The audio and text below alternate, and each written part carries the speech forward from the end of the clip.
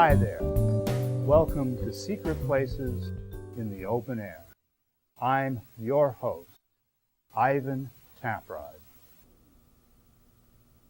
The race to get the girl.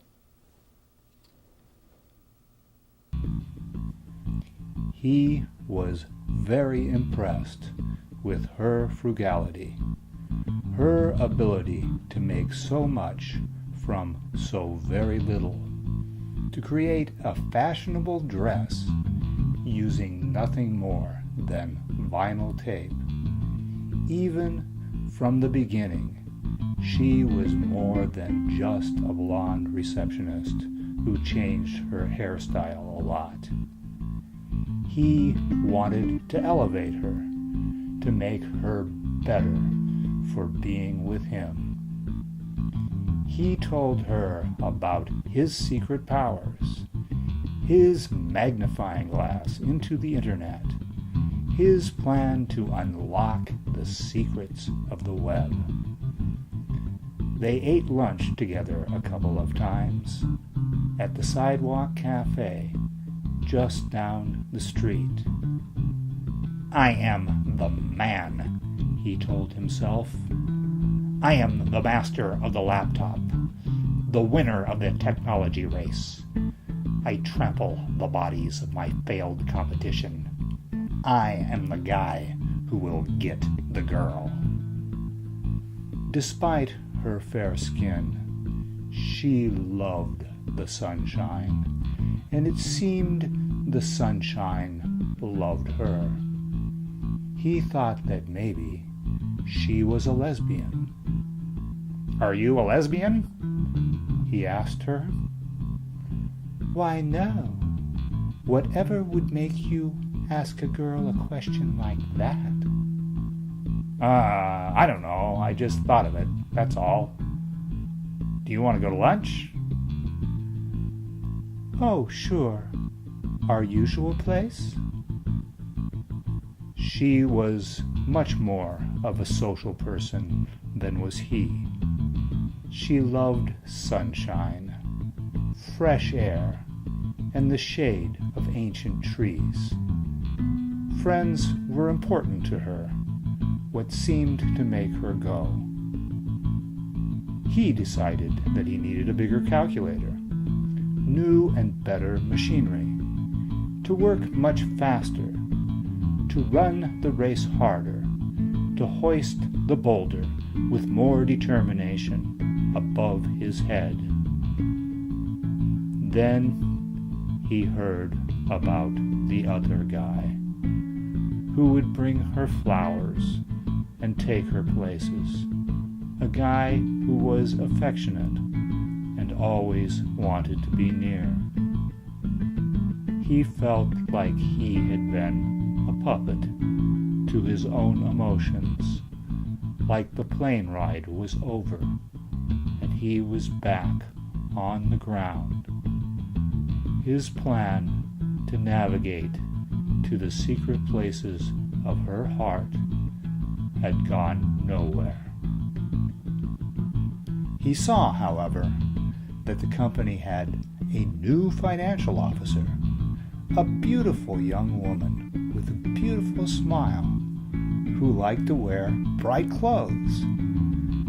He decided to reveal to her his secret creative powers, his plan to harness modern technology, to jump across barriers, to communicate faster and more effectively, and to beat insurmountable odds.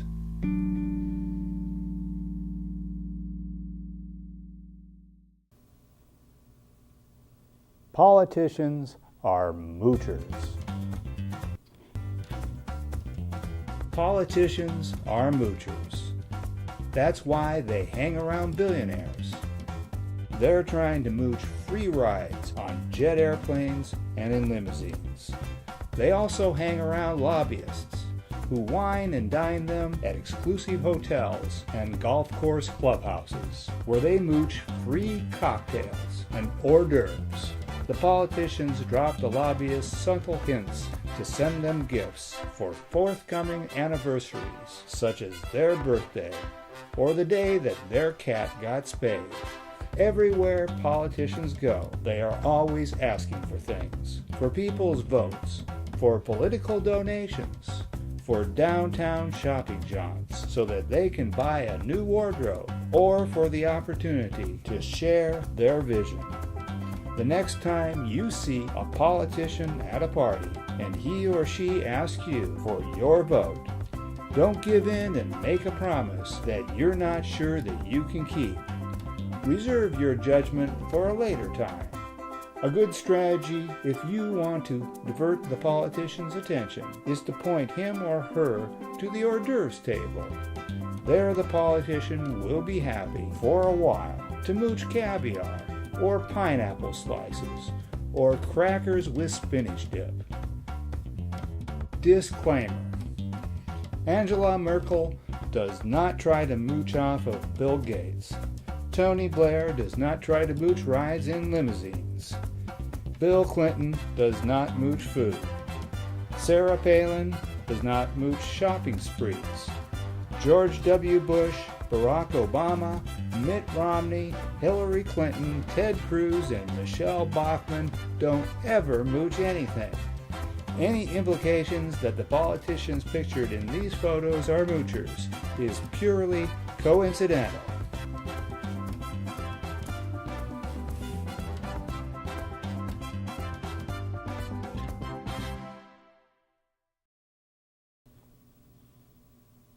Strawberries in Babylon.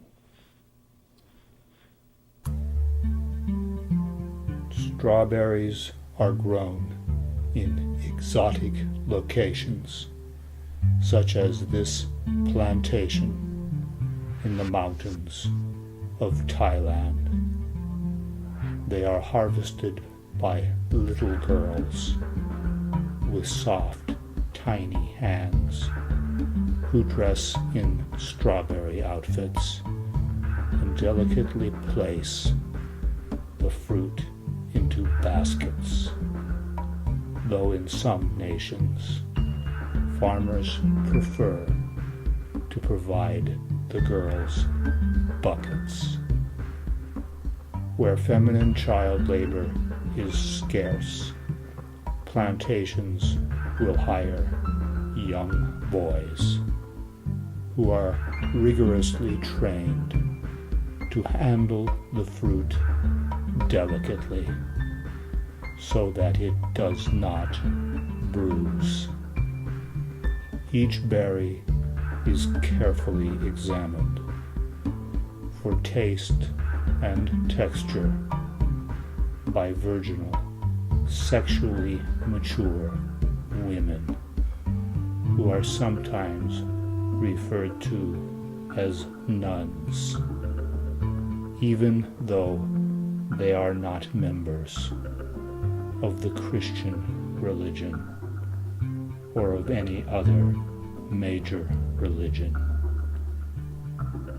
Frequently the women eat naked or dressed in scanty outfits, or prefer to taste their strawberry alone in the privacy of the bedroom. To outsiders looking in, seeing these beautiful women, so ripe, so sensuous, so pregnant with procreative potential, it all seems a waste, a tragic misappropriation of human resources. Yet these celibate nuns will tell you, if asked, that a strawberry is a sweet and a delicious delight.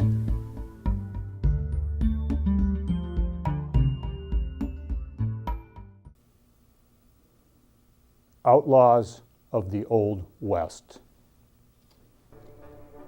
I grew up in Dipstick, Nebraska, a small Midwestern town. Not exactly the Old West, but sometimes something like it. At night, from our porch, I could see countless stars in the Milky Way. I did not understand the world around me. I found people's actions incomprehensible. Take Zach, for example. He was a high school dropout and a bodybuilder with a suntan. He drove a red pickup, and women thought he was hot.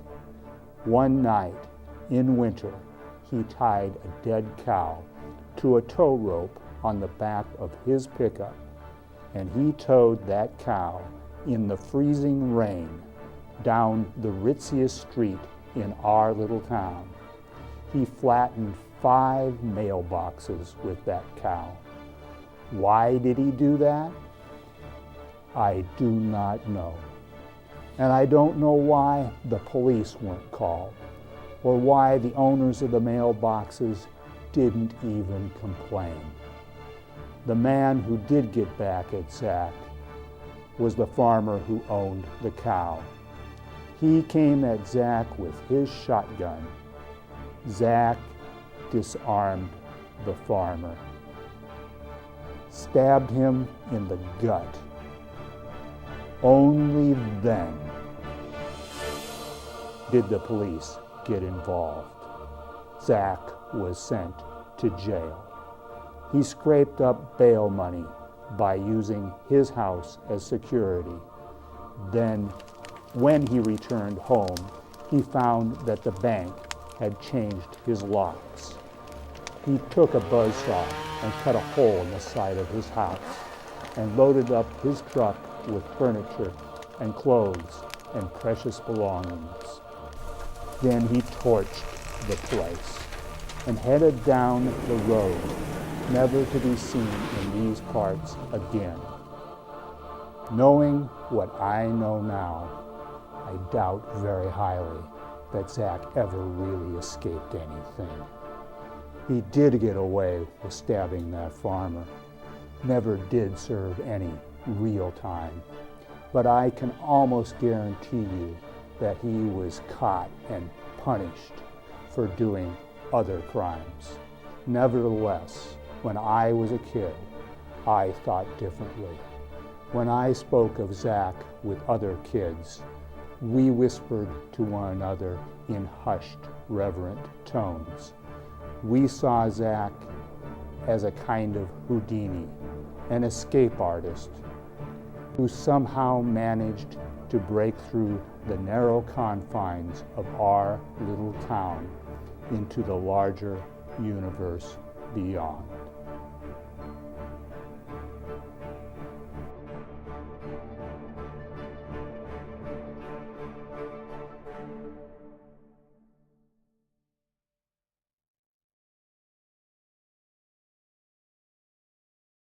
This show is just zombie propaganda. You're right, Roy.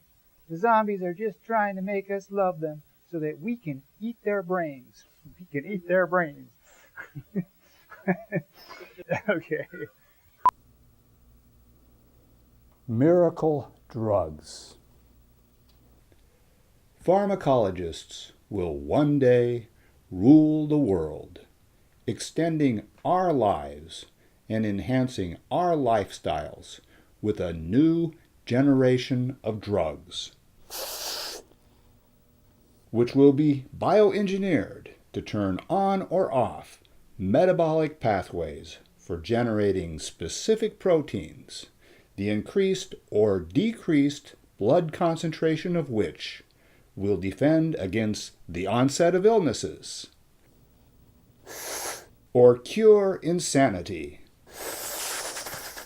or prevent nasty side effects caused by taking other miracle drugs. By popping a pill prior to a meal, people will be able to gorge themselves on huge pizzas smothered with cream cheese and extra beefy gravy, without getting fat or even raising their cholesterol levels. Other pills will give them the ability to down liters of wine, or quarter liters of whiskey, or gallons of beer, without the unpleasant side effect of a hangover. Fat with cash from hungry and non-hungover customers, the pharmaceutical companies will lobby the federal government into putting stimulants into municipal drinking water in an effort to enhance the attention span of children, to increase the mental concentration of workers, and improve standardized test scores. Having popped a pill that is designed to decrease anxiety so that more deliberative thought can be taken prior to making critical life decisions, a 50-year-old American male, who we will call Peter, will begin taking pills to rejuvenate his bladder so that he will no longer suffer from the agonizing symptoms of slow stream and intermittent flow and dribbling when he urinates. He will become so thrilled with his revived ability to pee in a urinal from halfway across the room, just like he used to be able to do when he was a teenager, that he will take a hangover prevention pill and go to a biker bar to celebrate. In drunken arrogance, he will challenge an amphetamine-hyped biker named Spike to a pissing contest out back in the alley. And when Spike loses, he, that is Peter, will be beaten to a bloody pulp. No problem, Peter will think, as he pulls his alcohol-numbed, bloody carcass off the gravel and cigarette butt-strewn asphalt floor of the alley. I have a pill just for this occasion.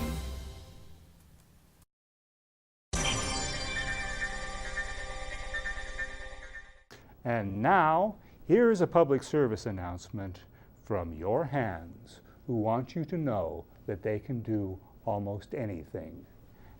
Hands hear no evil, see no evil, speak no evil, yet they are able to respond to the commands of the mind with ease, touching the right keys and pressing the correct buttons in synchronization with thought. They translate into written symbols our best thoughts, extending our memories and our imaginations, turning simple melodies into great music, mathematical calculations into abstract formulas, sentences into novels and films. Hands can walk, they can talk, they can direct traffic.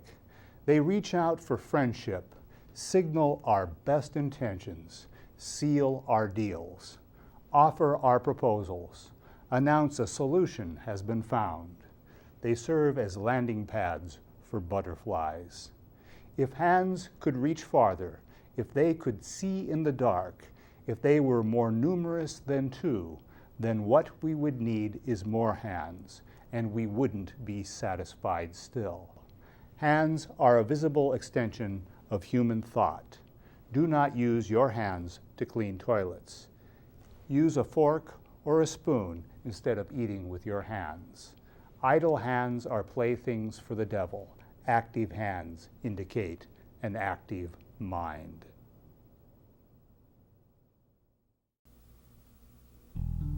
The power of personality. The game of life takes you places, whether you want to go there or not. You can be a tourist, or you can be a player. Jack liked being a tourist, watching the game from a distance, from way up high in the nosebleed section. He'd root for the one side, then he'd root for the other. It didn't really matter. That was before Jack read The Power of Personality. Don't be a tourist, said the book. Be a player. Be the guy who finds the right solution. Watch the world from a command and control position. Struggle with your adversaries, and with charm and insight, win them over, or with strength and resolve, defeat them utterly. What you need is a strong personality. No matter what the circumstances, what the frame, you need to be your own person, an unique individual. When you can show that you march to your own drummer and can think for yourself, you become somebody who other people watch. Attention follows you. People start to emulate you, to pattern their behavior after yours. They even try to outdo you at your own game. Everybody starts wanting to hang around you, to be your friend, to be sparked by your charisma, to be enthralled by your unique take on life. Jack imagined himself hobnobbing with the big boys, walking the walk and talking the talk, behaving not so much like himself, but like one of the gang. He imagined himself cynical and jaded, contemptuous of the way that he once was, casting aspersions on social climbers like he used to be. He imagined himself filled with self-loathing, with contempt for the person he became in order to be a player in the game. The strong personality that he once was no longer himself. It seemed as though he became himself, to find himself and to lose himself, and to wonder who he had become. When he put down the book, Jack decided to keep being a tourist, to be a watcher, not a player, to be somebody who observed life from a distance, from way up high in the nosebleed section, or at the side of the road, or in a foreign land, even at the cocktail bar.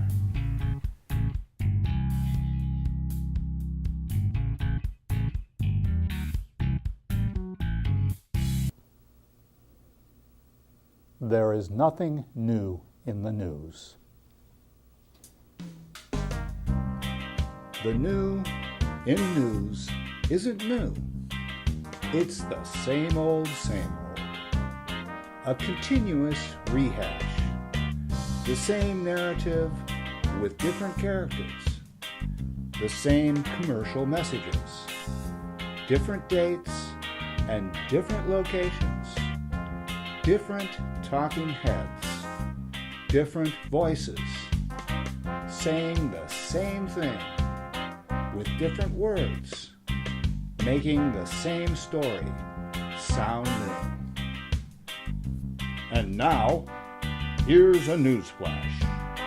A U.S. senator / evangelical preacher has been caught with his fly down, fishing for a male prostitute, or a choir boy, or a leather-clad dominatrix.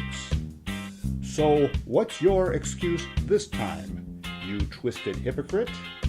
Do you need psychotherapy, or was it just your wide stance?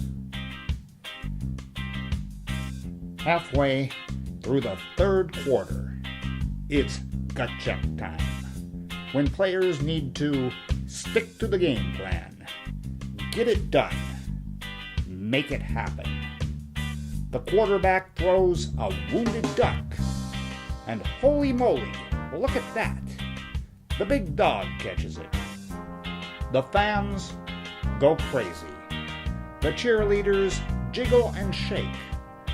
The coach starts biting off the head of the referee. Hey, that's Bobby Knight. He's not a football coach. But it doesn't matter. It's all the same old story, the same old news. I'm lucky to be alive, says the survivor. If it wasn't for my dog Otis, I'd have kicked the oxygen habit and would be a Ruth inspector by now. It wasn't me who caught the football. It was God. There's a terrorist in the soup. Global warming is in the shower stall. Weapons of mass destruction are in the drinking water. Teenagers with automatic rifles are shooting tennis shoes slung over telephone lines. The government is monitoring Girl Scout meetings. Protesters are on the march. Housewives aren't going to take it anymore. When will it all end? The same old rehash. The same old games. The rich are getting richer. The poor are getting poorer. Hurricanes are hitting Florida. Earthquakes are rocking California. Texas is hot. And a tornado just sent Dorothy and Toto to the land of Oz. Congress is in gridlock. Glaciers are melting. The earth is scorched and burning. Girls reach puberty in the 5th grade. It's the same old story, the same old crises. Terrorists are attacking. The rhinoceros is just about extinct. The polar bear will swim no more.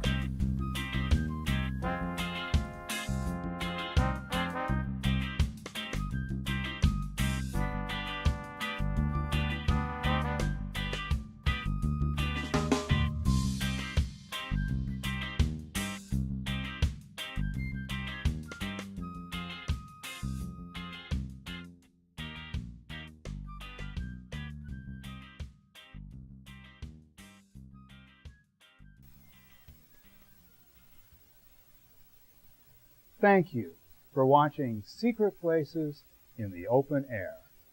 At the beginning of each month, we begin broadcasting a new show. Our time slot is 10:30 Wednesday and 10:30 Saturday. So be watching for a new show at the beginning of next month. We also have a YouTube channel. Just direct your browser to ivantafrod.com. See you next time.